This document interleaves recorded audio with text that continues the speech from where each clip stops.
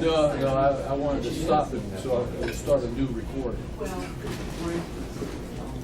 I'm Barry Brooks, representative of Nacogdoches County, and I was a member of the Republican Texas group 20-something years ago, and I got in a fight with the IRS, and that changed the course of my history.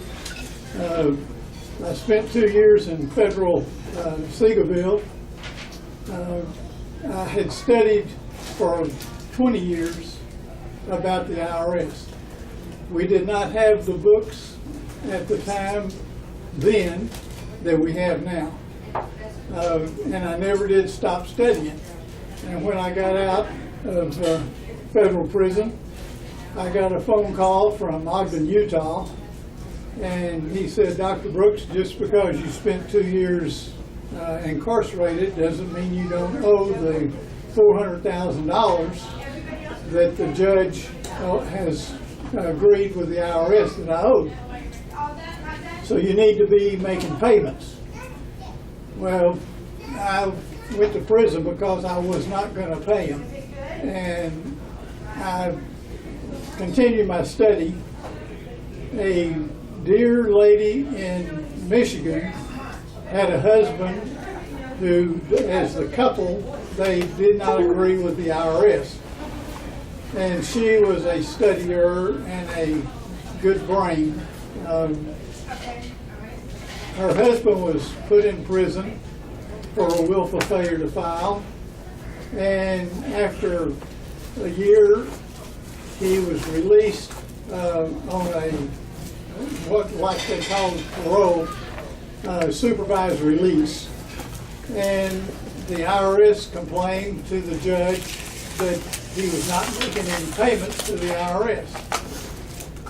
So his wife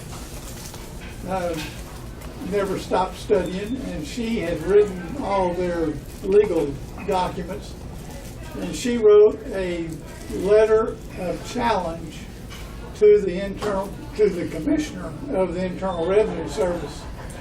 And this challenge letter is available to everybody today. If you Google the name William Wallace Lear, L-E-A-R,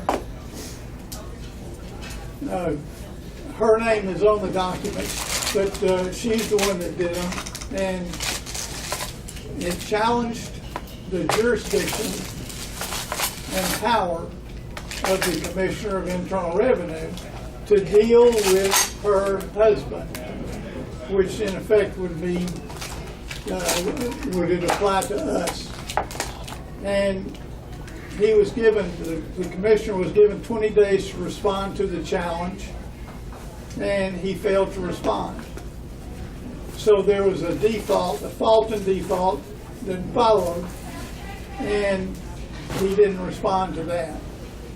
So at the hearing where her husband was brought in before the judge by the IRS and the DOJ, the prosecutors, the judge was given a copy of this default, and the IRS and the DOJ prosecutors were given copies.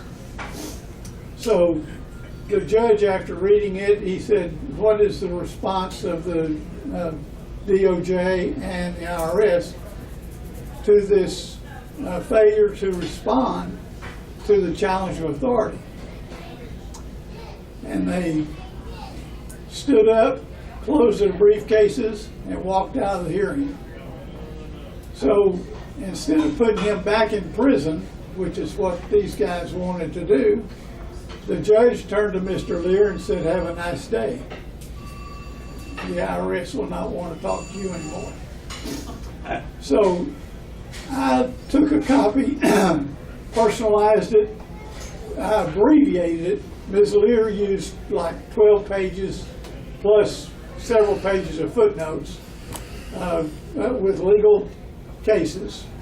And I knew they're not going to read 12 pages of anything. So I abbreviated it to 2 pages, but it's still a challenge to the authority of the commissioner and with the same kind of a default fault hanging in the balance. And he failed to respond after 20 days. So I sent a letter, a notice of default, and he didn't respond to that either. So I sent a copy of that to the agent in Ogden, Utah, who was in the collection arm of the Internal Revenue Service. And I didn't hear a response from him. But 2 months later, the 2 liens that had been filed in my county, the 2 notices of lien, which were converted to sure enough liens by the clerk, the county clerk, I got a notice of release of liens. And this is not something I asked for. So it was, to me, is an admission by the IRS that they didn't have power or jurisdiction over me. Of course it is. And so I've used that letter with people who have had problems with the IRS, and it's always worked. So they recognize it. Once the commissioner has failed to respond to the challenge of his authority, none of his agents have any authority over you. This is available. Is there a way to put my email address up on the screen? Yeah, I can put it in a document and stick it right up there. All right. My email, if you want a 2-page copy of the original, and you can get the original if you Google William Wallace Lear. And they may even have, depending on what words you use, but challenge would be a good one. And to get the letter, it was published in We the People. You may remember there was a big movement years ago challenging the IRS to a debate. And they would always say, yeah, we'll be there, and then they never show up. And so, it was pretty conclusive to anybody paying attention. These guys are running a sham. But they were putting people in prison. Yeah. And so this is one of the reasons I was out of the Republic of Texas for quite a while. Because I ended up losing my home and losing my wife and alienating family and friends. And but it was one of those things where my Heavenly Father had this all planned out. And I finally got in step with him and became a true follower and understood what was going on. So it was not to destroy me. It was really to grow me up. And so I don't look at it as the worst thing that could have happened, but it was I receive it from his hand. So anyway, I wrote your name in all caps right there. okay. Forgive me. Okay. They can see it better. Right. But it's Barry of J. I was in Jacksonville, Texas, at hotmail.com. And if you email me and just put challenge letter or Lear letter on there, I'll send you a copy of the 2-pager, abbreviated one that I used. Yeah. And it's formatted for a generic, so you fill out, with all of your personal information. There you go. Thank you. Thank you, Mr. Speaker. Wait a minute, I want to write that down there before. Oh, okay. When he's talking about the IRS taking you to a federal court, the IRS is not the one that's going to be prosecuting you. Even though you think it is, it's the BATF that will prosecute you because the IRS does not have jurisdiction over you. What is the BATF? And they will, Bureau of Alcohol, Tobacco, and Firearms. yeah, you're all of a sudden, you're a drug dealer or you're a tobacco and tobacco and firearms dealer, something like that, because they have federal taxes and they have you listed in their little books as one of them. Backspace on that. And when you get to that federal court, you become one of them. Backspace one have on. So you still, the IRS itself doesn't have jurisdiction. That's just something, if you know of anybody that's going to that federal court under IRS, you need to inform them. Based out of Puerto Rico. Yeah. There's no way they could put people in prison by challenging that jurisdiction. I need that information. I got something I want to say. I do, because I'm sick. Yes. Yes, sir. That's what I got now. I took the IRS to the Supreme Court twice, and they don't want to talk to me now. And so they don't ask and I don't tell. But I can tell you that there's, I had a private information share in New Jersey here in October, and there was a guy that came there by the name of Boris, lives up in New York or someplace like that.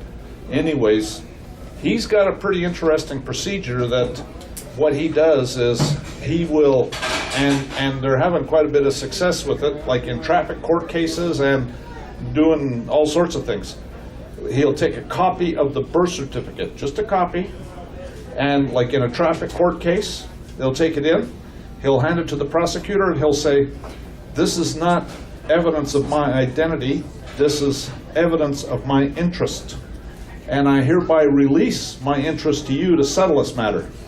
And the prosecutor will say, oh, thank you. And the case goes away.